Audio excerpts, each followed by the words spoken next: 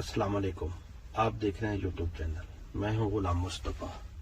6 जज साहबान ने खत लिखा है चीफ जस्टिस काजी फैज़ ईसा साहब को कि हमारी एजेंसी हमारे फैसलों पर असर अंदाज होती है और अगर हम उनकी मर्जी के खिलाफ फैसले करें तो हमारे बच्चों को उठा लिया जाता है, हमारे रिश्तेदारों को उठा लिया जाता है और हमें हिरासमेंट किया जाता है।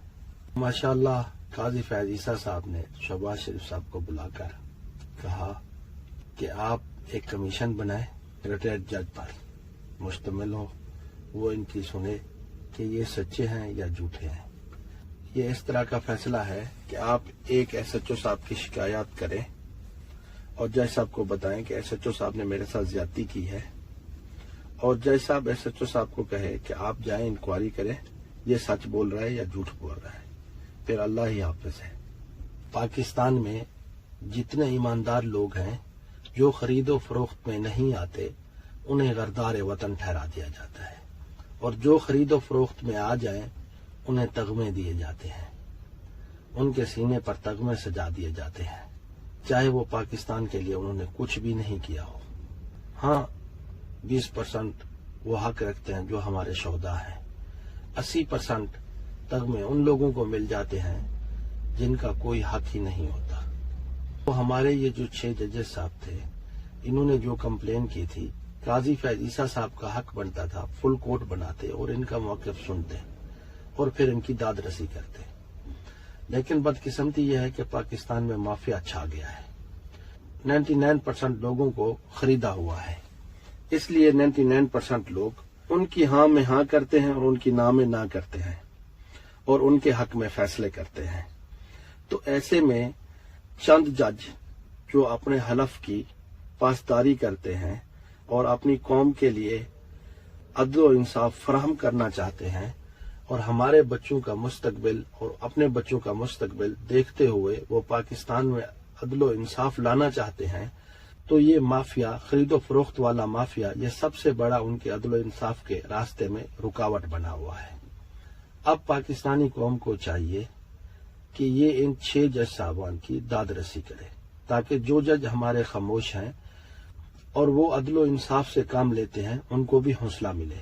और ये जो हमारे 6 जज साहबान हैं ये हमारे लिए हीरो हैं क्योंकि इन्होंने ऐन की पासदारी की है, अपने हलफ की पासदारी की है और अपने बच्चों का और हमारे बच्चों का और 25 करोड़ पाकिस्तानी अवाम के बच्चों के मुस्तकबिल का फैसला किया है।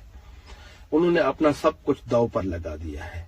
अगर ये चाहते तो ये उनकी मान लेते, वो इसके बदले में इनको बिल्डिंगें भी देते, पैसा भी देते और इनमें से कुछ जज सुप्रीम कोर्ट में भी चले जाते, उनकी तरक्की भी हो जाती। लेकिन इन्होंने सब चीज को नजरअंदाज करके हमारे लिए आवाज उठाई है, मतलब पाकिस्तानी 25 करोड़ कौम के लिए अदल और इंसाफ फराहम करने के लिए आवाज उठाई है।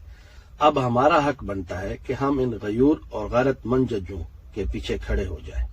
कौमें होती हैं वो अपने हीरो का ख्याल रखती हैं और अपने हीरो के पीछे खड़ी हो जाती हैं और ये हमारे हीरो हैं। अगर पाकिस्तानी कौम ने इस टाइम फैसला ना किया और इनका साथ ना दिया तो फिर अगले 100 साल तक कोई भी जज आपको ईमानदार नहीं मिलेगा। वैसे भी पाकिस्तान के हर इदारे में ईमानदार बहुत कम रह गए हैं।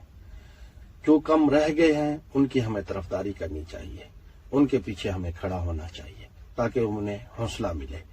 और जो उन्हें हिरासमेंट करते हैं और जो उनके साथ ज्यादती करते हैं तो हमें उनके खिलाफ खड़ा होना चाहिए।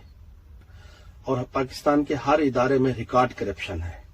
इस टाइम पाकिस्तान में 958 खरब रुपए की करप्शन है और हम IMF से $1 अरब लेने के लिए उसके मिन्नतें तरले करते हैं और IMF जो जायज और नाजायज जो भी कहता है हम मानते हैं, लेकिन अपने पैसे को करप्शन की नजर कर रहे हैं। तो खुदारा अब भी पाकिस्तानी कौम के पास मौका है कि आप इनका साथ दें ताकि और जो खामोश हैं उनके भी हौसले बढ़े। ऐसा ना हो कि अगले 100 साल तक फिर हमें कोई ईमानदार किसी इदारे में ना मिले। और वैसे भी पाकिस्तानी कौम को पता है कि 76 सालों में हम कहाँ खड़े हैं। अफगानिस्तान 40 साल जंग लड़कर हमसे आगे निकल गया है, बांग्लादेश हमसे आजाद होकर हमसे आगे निकल गया है, इंडिया हमारे साथ आजाद होकर وہ ہم سے کہیں دور آگے نکل گیا ہے، اور ہم نے 76 سالوں میں پاکستان کو یہی ترقی کرائی ہے کہ مافیا کو پروان چڑھایا ہے، ایماندار جو بھی افیسر تھا اسے ہم نے نکال پھینکا ہے، اور جتنے بھی بے ایمان تھے انہیں ہم تغمے دیتے ہیں اور انہیں ہم ملک کا سربراہ بناتے ہیں، اور جو بھی جیرا بلیٹ ہوتا ہے اسے ہم لے آتے ہیں، اور پھر ہم خواب ترقی کے دیکھتے ہیں۔ تو اس طرح ترقی نہیں ہو سکتی، لہٰذا اب بھی وقت ہے کہ ہم کھڑے ہو جائیں۔ اگر ہم نے ترقی کرنی ہے تو وہ عدل و انصاف سے کرنی ہوگی، کیونکہ جس ملک میں عدل و انصاف نہیں ہوتا وہ ترقی نہیں کر سکتا۔ اللہ حافظ۔